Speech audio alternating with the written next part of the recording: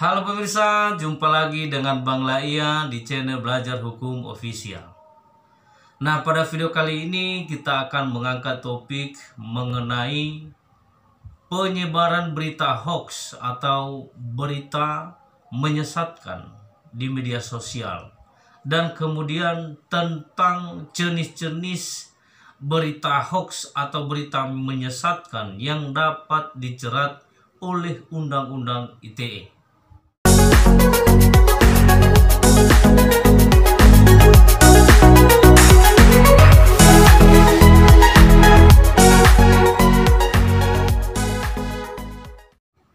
Di era teknologi ini, hampir rata-rata semua aktif bermedia sosial.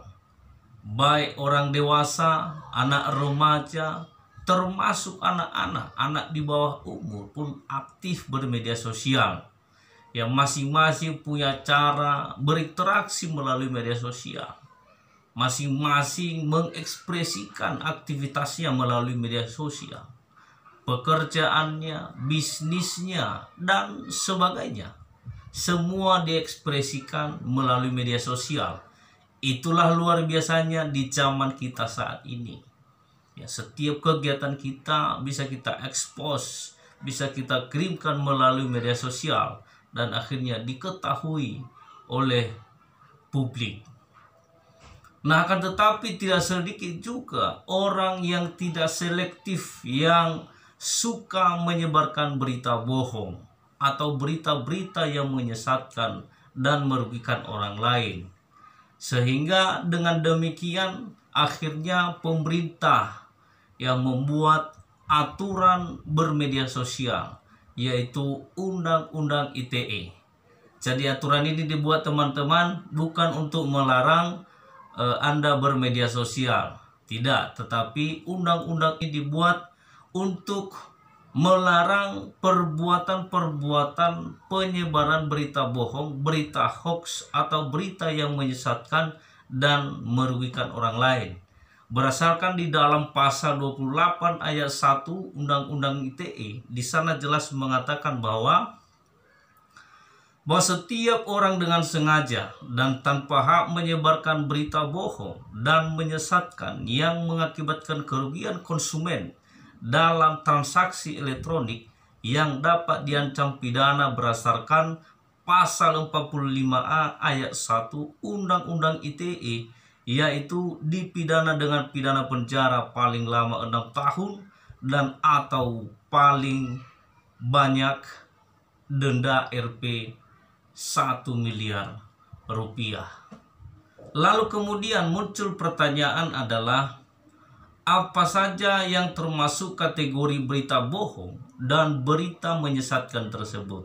Nah, di sini saya coba bacakan ke kita, mohon untuk diperhatikan ya teman-teman, ya, supaya Anda bisa menghindari diri dari hal-hal penyebaran berita hoax dan berita menyesatkan seperti yang saya bacakan ini. Yang pertama adalah jika berita bohong tersebut bermuatan kesusilaan, ya, berdasarkan di dalam pasal 27 ayat 1 Undang-Undang ITE. Lalu kemudian jika berita tersebut bermuatan perjudian, ya, berdasarkan di dalam pasal 27 ayat 2 Undang-Undang ITE. Dan kemudian jika berita tersebut bermuatan penghinaan dan atau pencemaran nama baik, berdasarkan dalam pasal 27 ayat 3 Undang-Undang ITE.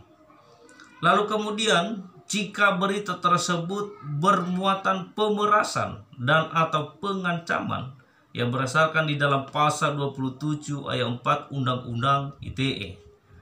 Kemudian jika berita tersebut bermuatan menimbulkan rasa kebencian atau sara, berdasarkan dalam pasal 28 ayat 2 Undang-Undang ITE. Lalu kemudian jika berita tersebut bermuatan pelanggaran atau menakut-nakuti orang lain, sebagaimana dimaksud dalam pasal 29 Undang-Undang ITE.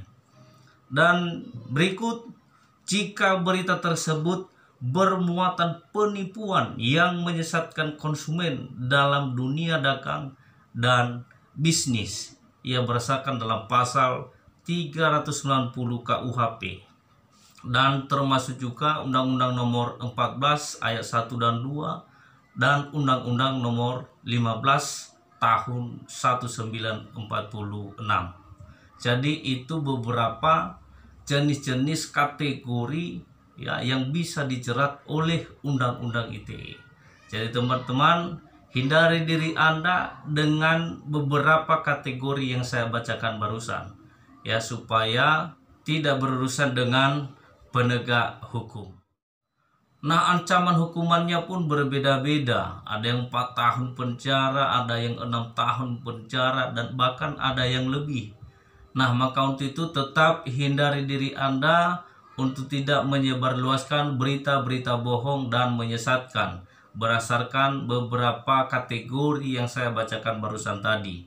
Ya, intinya tetap hati-hati, waspada, bijak, dan selektif dalam hal bermedia sosial. Ya, saya kira demikian penjelasan singkat saya.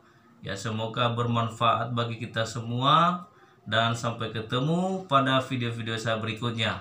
Ikuti terus channel Belajar Hukum.